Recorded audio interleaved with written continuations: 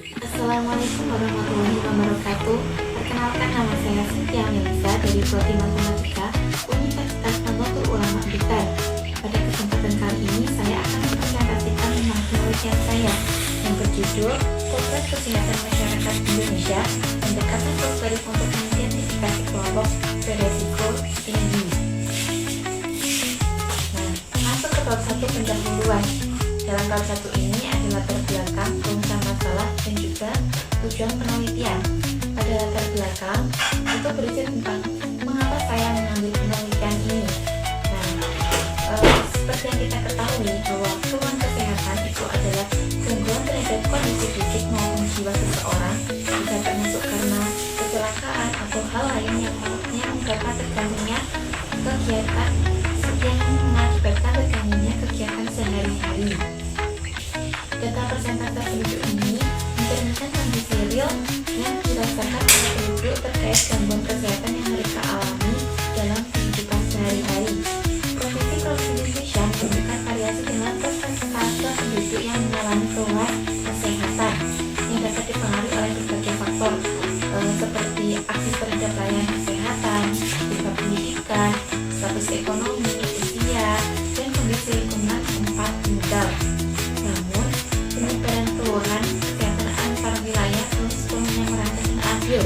Ketimpangan ini berpotensi menimbulkan masalah dalam pemerataan pelayanan kesehatan serta kebijakan intervensi yang kurang tepat sasaran jika tidak didukung oleh data yang teranalisis secara mendalam. Nah, untuk memahami pola penyebaran tadi atau mengidentifikasi kelompok wilayah maupun karakteristik masyarakat, kita akan menggunakan salah satu metode clustering, yaitu dengan menggunakan algoritma Kamian. Nah, metode ini itu bekerja dengan membagi data itu dalam sejumlah cluster berdasarkan kedekatan nilai, misalnya yaitu cara Euclidean, sehingga kelompok yang memiliki profil yang mirip akan tergabung dalam satu cluster. Untuk rumusan masalahnya itu yang pertama, bagaimana pola pengelompokan provinsi di Indonesia berdasarkan persentase keluhan kesehatan penduduk tahun 2021 sampai 2023. Yang kedua, apa saja sih karakteristik kelompok masyarakat yang cenderung memiliki keluhan kesehatan lebih tinggi berdasarkan nilai clustering. Dan untuk tujuan penelitiannya itu yang pertama, mengelompokkan provinsi-provinsi di Indonesia berdasarkan data keluhan kesehatan masyarakat selama tahun 2021 hingga tahun 2023 dan mengidentifikasi kelompok karakteristik penduduk yang termasuk dalam kelompok resiko tinggi. Selanjutnya itu ada manfaat penelitian. Nah, manfaat penelitian ini yaitu yang pertama, memberikan gambaran tentang distribusi keluhan kesehatan penduduk di Indonesia. Manfaat yang kedua itu menjadi dasar dalam penentuan prioritas kebijakan kesehatan berdasarkan pengelompokan wilayah dan karakteristik masyarakat. Selanjutnya ada batasan penelitian. Nah, batasan ini ada itu untuk menjaga fokus dan ruang lingkup yang jelas tentang penelitian ini. Nah, penelitian ini dibatasi oleh beberapa hal. Yang pertama yaitu penelitian ini itu hanya fokus menggunakan data persentase penduduk yang memiliki keluhan kesehatan berdasarkan provinsi dan karakteristik dari tahun 2021 hingga 2023 yang dipublikasikan oleh BPS. Selanjutnya yang kedua yaitu metode clustering. Nah, kita tadi menggunakan metode clustering. Metode clustering yang digunakan itu hanya algoritma Kamian. Nah, untuk metode clustering lainnya itu tidak difokuskan di sini, tidak diikutkan. Untuk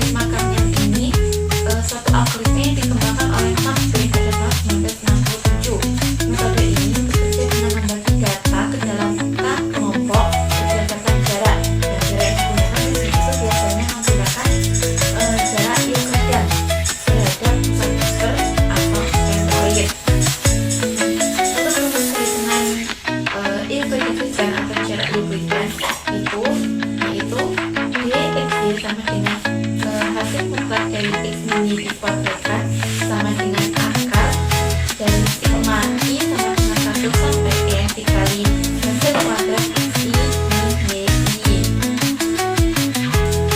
Untuk bab selanjutnya, bab 4 itu analisis dan pembahasan. Di samping ini, gambar di samping ini dan di sini itu merupakan data yang digunakan dalam penelitian. Data ini tuh merupakan data sekunder yang diperoleh dari BPS atau Badan Pusat Statistik. Data ini tuh mengenai persentase penduduk yang mengalami keluhan kesehatan dalam sebulan terakhir pada 34 provinsi Indonesia selama 3 tahun terakhir, yaitu pada 2021, 2022, dan 2023. Dari deskripsi data di samping ini, itu meliputi variabel Y, itu sebagai variabel independen atau nama-nama provinsi di Indonesia, sejumlah 34 provinsi. Variabel X-nya itu untuk X1 itu merupakan persentase penduduk yang mengalami keluhan kesehatan pada tahun 2021. X2-nya itu persentase penduduk yang mengalami keluhan kesehatan tahun 2022, dan yang variabel X3-nya itu persentase penduduk yang mengalami keluhan kesehatan pada